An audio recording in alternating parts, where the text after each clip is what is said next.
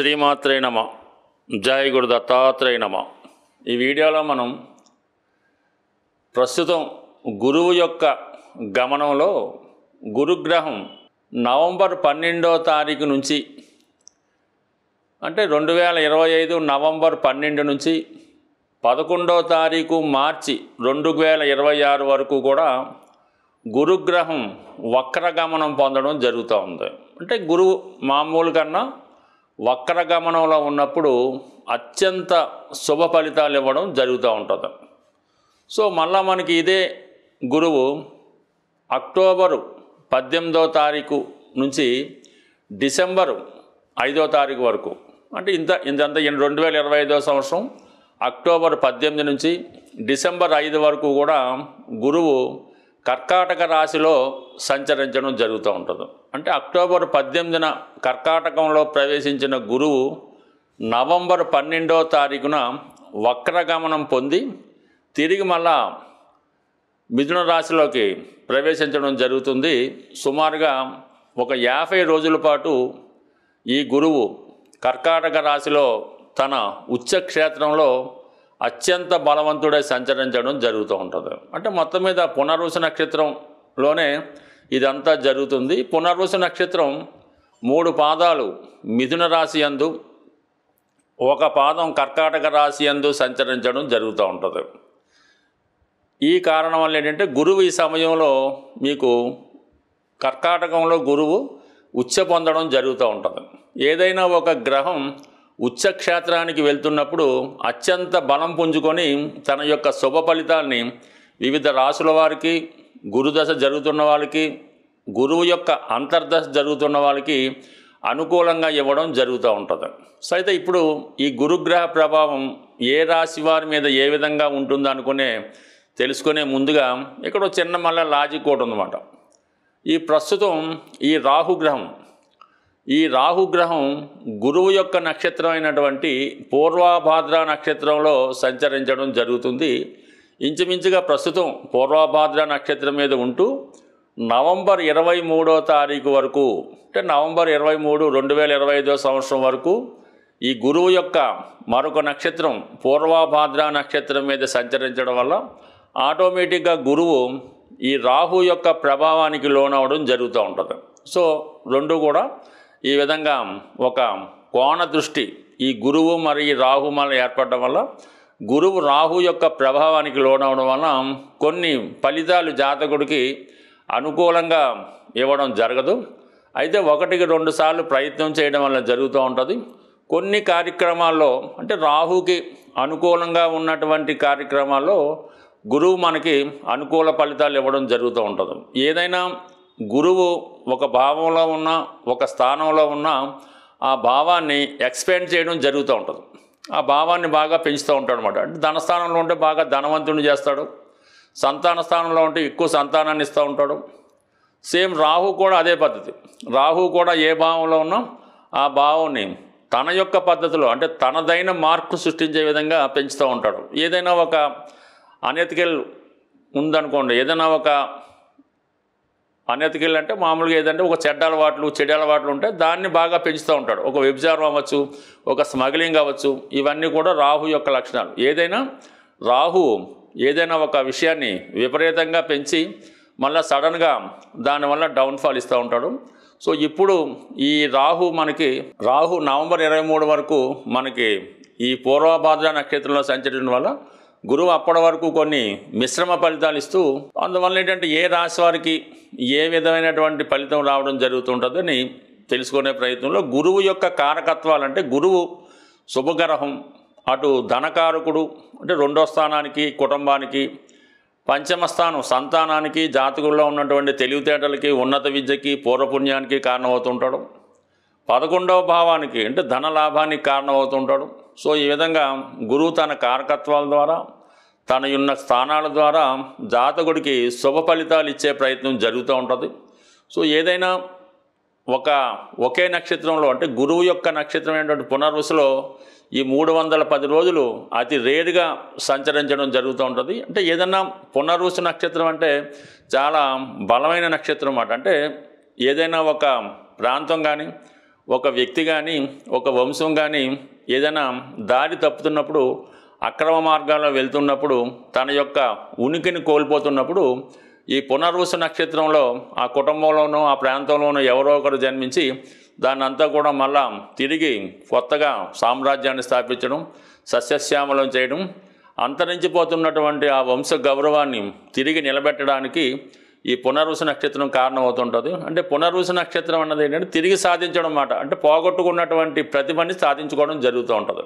ఇప్పుడు ఎవరికైతే ఈ గురుగ్రహం అనుకూలంగా ఉంటుందో వాళ్ళు గతంలో ఏవైతే పోగొట్టుకున్నారో, దేనికోసం అయితే ప్రయత్నం చేస్తున్నారో అవన్నీ కూడా ఈ గురువు మనకి ఈ పునర్వసు నక్షత్రం మీద సంచరిస్తున్నటువంటి టైంలో ఎవరికి ఏ విధంగా లాభం పొందుతున్నది కొద్దిగా రాశుల వారిగా తెలుసుకునే ప్రయత్నం చేద్దాం.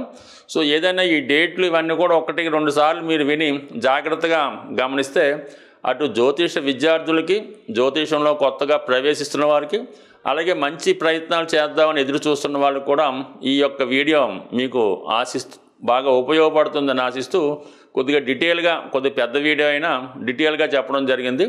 బట్ ఏదైనా శాస్త్రం మీద అభిమానం ఉన్న వాళ్ళకి, కొద్దిగా మైండ్ పెట్టి వింటున్న వాళ్ళకి ఇది ఖచ్చితంగా ఉపయోగపడుతుంది. ఈ వీడియోలో మనం మకర రాశి వారికి గురువు యొక్క ప్రభావాన్ని పరిశీలించినప్పుడు ప్రస్తుతం అంటే ఇది పర్టికులర్గా ఏంటంటే గురువు 6వ స్థానంలో ఉన్నప్పటికీ కూడా ఇప్పుడు ప్రస్తుతం ఈ పునర్వసు నక్షత్రం మీద ప్రవేశించడం వల్ల గురువు సంపూర్ణంగా తన యొక్క ఫలితాలు ఇవ్వడానికి ఈ రాశి వారికి ఇప్పుడు కారణమవుతూ ఉంటుంది. అంటే ఏ ఫలితాలు ఇస్తాడో మనకి 12, 3 ఈ 2 ఫలితాలతో పాటు 6వ భావ ఫలితం అక్కడ ఉండడం వల్ల 6 ఇస్తాడు. ముఖ్యంగా ఏంటంటే 2, 6, 10 ఈ అర్ధ త్రికోణం అనేది యాక్టివేట్ అవుతూ ఉంటుంది అన్నమాట. సో ఇప్పుడు ఈ రాశి వారికి మరి 12వ భావం ధనుసు రాశి అవ్వడం వల్ల ఎక్కువగా మీరు ఏదైనా దూర ప్రాంతం వెళ్ళాలనుకున్నా, ఉన్న ప్లేస్ నుంచి వేరే ప్లేస్కి మారాలన్నా, కొత్తగా ఏదన్నా వృత్తి వ్యాపారం లాంటిది స్టార్ట్ చేసి దాంట్లో ఇన్వెస్ట్ చేయాలన్నా ఈ గ్రహస్థితి మీకు సహకరించడం జరుగుతూ ఉంటుంది. అంటే ఏదన్నా మనం కొంత రుణం చేయాలన్నా, ఎవరన్నా మీ బంధువులు మీకు సహకరించాలన్నా ఈ సమయంలో సహకరించి దీర్ఘకాలంగా ఉన్నటువంటి లాంగ్ టర్మ్ సంబంధించినటువంటి ఏమైనా ఇన్వెస్ట్ చేయడం జరుగుతూ ఉంటుంది. అంటే కొంతమంది ఏదైనా ఒక పెద్ద కార్యక్రమం పెట్టుకుంటారు, ఒక 4 సంవత్సరాల పాటు ఏదో చదువు పూర్తి చేయాలి, లేదంటే ఈ ఒక ఎడ్యుకేషన్లో ఈ రీసెర్చ్ చేయాలి, లేదంటే ఏదన్నా ఒక దీర్ఘకాలంగా ఒక వ్యాపారంలో ఏదో ఇల్లు కట్టుకోవడం, అపార్ట్మెంట్స్ కట్టడం, రియల్ ఎస్టేట్ లాంటివి చేసుకోవడం, ఇటువంటివి చేసుకోవడం వల్ల నెమ్మదిగా మీ యొక్క అభివృద్ధి స్టార్ట్ అవుతుంది. దానికి తగిన ఆర్థిక సహకారం కూడా లభిస్తూ ఉంటుంది. అంటే షార్ట్ టర్మ్ కాకుండా లాంగ్ టర్మ్ ఇన్వెస్ట్మెంట్ చేసుకుంటే మీకు కలిసి రావడం జరుగుతూ ఉంటుంది. తృతీయ భావ ఫలితాలు అన్నట్టు ఏంటంటే మీరు కొన్ని మార్పుకి ప్రయత్నం చేస్తూ ఉంటారు. ఏదైనా దాన్ని కొత్తగా ప్రారంభించడం, కొత్తగా స్నేహితులను ఏర్పాటు చేసుకోవడం, కొత్తగా సర్కిల్ పెంచుకోవడం, కమ్యూనికేషన్ స్కిల్స్ పెంచుకోవడం, వివిధ మార్గాల ద్వారా మీరు మీ యొక్క సర్కిల్ని పెంచుకొని తగు విధంగా మీ యొక్క ఆదాయాన్ని పెంచుకోవడానికి కూడా కారణమవుతూ ఉంటుంది. ఎక్కువగా మీడియేటర్గా వ్యవహరించడానికి, అంటే ఈయన వివాహ ప్రయత్నాలు చేయడం కానీ, స్థలాలు అమ్మి పెట్టడం కానీ, ఎవరికైనా ఉద్యోగం ఇప్పించడం కానీ, అంటే మధ్యవర్తిగా ఉండి మీరు చేసే కార్యక్రమాలు మీకు చాలా వరకు సక్సెస్ రావడం జరుగుతుంటుంది. వితౌట్ ఇన్వెస్ట్మెంట్ చేసే ప్రయత్నాలు, అంటే కమ్యూనికేషన్ ద్వారా పెట్టుబడి లేకుండా చేసే వ్యాపారాలు లాంటివి చాలా వరకు ఈ సమయంలో రాణించడం జరుగుతూ ఉంటుంది. ఎక్కువగా ఏంటంటే ఈ రుణ ప్రయత్నాలు, అంటే ఏదైనా గతంలో ఉన్నటువంటి రుణాలంటే అప్పులే కాకుండా కొన్ని బాధ్యతలు ఉంటాయి. తల్లిదండ్రుల్ని చూడవలసిన బాధ్యత, లేదంటే ఏదన్నా ఒక అప్పు పెద్దవాళ్ళు చేసి ఉంటే తీర్చే బాధ్యత, పిల్లల్ని చదివించే బాధ్యత, వాళ్ళ పెళ్ళిళ్ళు, ఈ బాధ్యతలు ఏమైనా ఉంటే కంప్లీట్గా ఆ బాధ్యతలు నెరవేర్చి ఏదో రంగా దాన్ని కంప్లీట్ చేయడం జరుగుతూ ఉంటుంది. ఇవన్నీ ఒక ఎత్తు అయితే మనకి అక్టోబర్ 18 నుంచి డిసెంబర్ 5 మధ్యలో గురువు 7వ స్థానంలోకి వస్తాడు. ఎస్పెషలీ తను ఉచ్చ స్థానంలోకి రావడం వల్ల చాలా వరకు మీకు చాలా సమస్యల నుంచి బయటపడవేస్తుంది. ఈ రాబోయే 50 రోజులు కేవలం 7వ స్థానంలో గురువు రావడం వల్ల ఆటోమేటిక్గా వివాహపరమైనటువంటి సమస్యలు ఏవైనా ఉంటే సాల్వ్ అవ్వడం జరుగుతూ ఉంటుంది. కొన్ని ఎఫ్ఐఆర్ నుంచి కానీ, కొన్ని చికాకుల నుంచి కానీ బయటపడడం జరుగుతూ ఉంటుంది. ఏదో ఒక బ్లాక్మెయిలింగో, ఏదో ఒక దాంట్లో ఇరుక్కొని ఇబ్బంది పడుతుంటారు. దాని నుంచి బయటపడి కొత్తగా మీరు దాని నుంచి, అంటే ఏదైనా కోర్టు సమస్యలు అవ్వచ్చు, ఏదైనా ఆ సమస్యల నుంచి బయటపడి చాలా ఫెయిర్గా, క్లియర్గా మీరు బయటికి రావడం జరుగుతూ ఉంటుంది. అలాగే ఈ సప్తమంలో గురువు లగ్నాన్ని రాశిని వీక్షించడం వల్ల మిమ్మల్ని మీరు సంస్కరించుకుంటూ ఉంటారన్నమాట. కొన్ని బలహీనతల నుంచి బయటపడి కొత్తగా మీ జీవితాన్ని మీరు సంస్కరించుకుని ఒక క్రమశిక్షణతో ఒక పద్ధతిలో జీవితాన్ని ముందుకెళ్ళే ప్రయత్నం చేస్తారు. అంటే ఏదైనా ఒక టైం టేబుల్ ఏర్పాటు చేసుకొని దాని ప్రకారం ముందుకెళ్ళడం, ఆరోగ్యపరంగా జాగ్రత్త తీసుకోవడం జరుగుతూ ఉంటుంది. అలాగే మరి కొత్త పరిచయాలు ఏర్పడడం జరుగుతుంది. ఎస్పెషల్లీ ఆదాయం పెరుగుతుంది అన్నమాట. అంటే జీవిత భాగస్వామికి, మీ భార్యకి లేదంటే మీ భర్తకి ఆదాయం పెరుగుతుంది. అలాగే చాలా కాలంగా మీకు మీ పుట్టింటి దగ్గర నుంచో అత్తవారి దగ్గర నుంచో ఎవరి దగ్గర నుంచో రావాల్సిన ధనం ఏమైనా ఉంటే అది చికాకుల నుంచి బయటపడి లంసంగా మీకు ఆర్థిక పరంగా ఒకేసారి ఆర్థికపరమైనటువంటి లాభం కూడా కలుగుతుంది. బట్ ఏదైనా మన మకర రాశి వారికి ఈ గురువు 6వ స్థానం కన్నా 7వ స్థానంలోకి వచ్చినప్పుడు అంటే అక్టోబర్ 18 నుంచి డిసెంబర్ 5 మధ్యలో కంప్లీట్గా మంచి ఫలితాలు ఇవ్వడం జరుగుతూ ఉంటుంది. చాలా వరకు ఈ సంవత్సరం అంటే 2026 ఎండింగ్లో అంటే ఈ పీరియడ్ మీకు చాలా సమస్యల నుంచి బయటపడి ఒక కొత్త జీవితాన్ని మీకు ఇవ్వడం జరుగుతుంది. గురుగ్రహ అనుగ్రహం సంపాదించాలంటే మరి సాధారణంగా ఈ రాబోయే ఆశ్వీజ మాసం, ఈ కార్తీక మాసం, కొన్ని పండగలు వస్తుంటాయి కదా.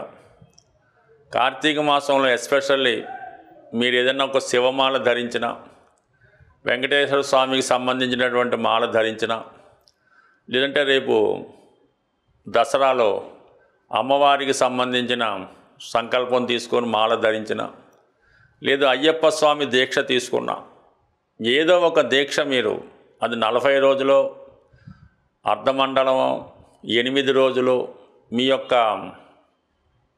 సంకల్పాన్ని బట్టి భగవంతుడు మీకు ఇచ్చిన అవకాశాన్ని బట్టి ఇటువంటి దీక్ష మీరు చేయడం వల్ల మీకు గురువు యొక్క అనుగ్రహం తొందరగా లభించే అవకాశం ఉంది. సాధారణంగా గురువు అటు మీ యొక్క కులగురువును కానీ, ప్రస్తుతం మనకు ఉన్నటువంటి దత్తాత్రేయుడు, రాఘవేంద్ర స్వామి, సాయిబాబా వారు, అంటే ఎవరి నమ్మకం వాళ్ళది, ఆ గురువుని సేవించడం, లేదు తల్లిదండ్రులను సేవించడం, విద్య నేర్పిన గురువుని సేవించడం, దానివల్ల మీకు గురువు యొక్క అనుగ్రహం లభిస్తుంది. చాలా సింపుల్గా ఒక మంచి పసుపు కొమ్ము తీసుకొని అది మీరు వ్యాపారస్తులైతే మీరు క్యాష్ బాక్స్లో పెట్టుకోండి, అలాగే ఒక పసుపు కొమ్ము మీ పాకెట్లో పెట్టుకోండి, లేదంటే అది దండకి కట్టుకోవడం వల్ల కూడా అంటే పసుపు కొమ్ము మీ దగ్గర ఉండడం వల్ల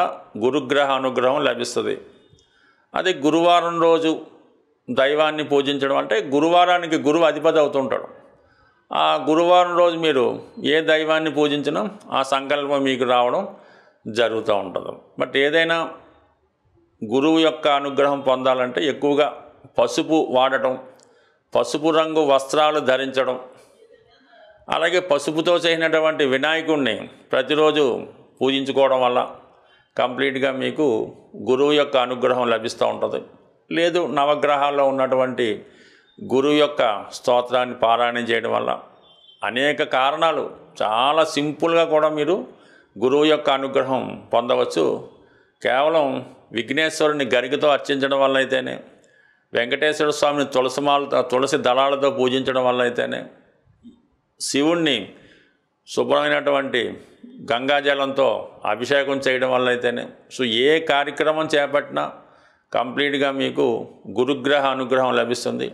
గురుగ్రహ అనుగ్రహం ఉంటేనే జీవితంలో అదృష్టం దొరుకుతుంది.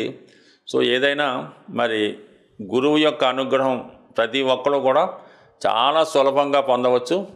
మీరు పెద్ద కష్టపడకుండా సులభంగా మన గురువులు చెప్తున్నటువంటి అంటే చాగంటి కోటేశ్వరరావు గారు, సామవేదం షణ్ముఖ శర్మ గారు వారు చెప్పినటువంటి ప్రసంగాలు విన్నా కూడా గురుగ్రహ అనుగ్రహం తప్పక లభిస్తుంది. స్వస్తి.